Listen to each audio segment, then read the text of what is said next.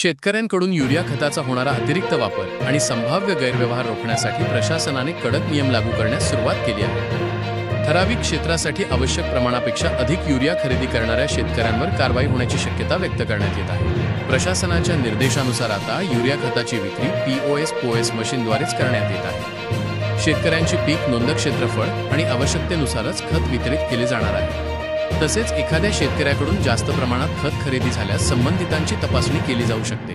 कृषी विभागाने शेतकऱ्यांना संतुलित खत व्यवस्थापनाचा अवलंब करण्याचे आवाहन केले आहे। कृषी तज्ज्ञांच्या मते युरियाचा अतिरेक वापर केल्यास जमिनीची सुपीकता घटू शकते, तसेच पिकांच्या उत्पादन क्षमतेवरही विपरीत परिणाम होऊ शकतो। दरम्यान शेतकऱ्यांनी खत खरेदी करताना आधार कार्ड, सातबारा उतारा आणि पिकांची माहिती सोबत ठेवावीच। अधिकृत विक्रेत्याकडून पावती घेणे आवश्यक असल्याचे प्रशासनाने स्पष्ट केले आहे।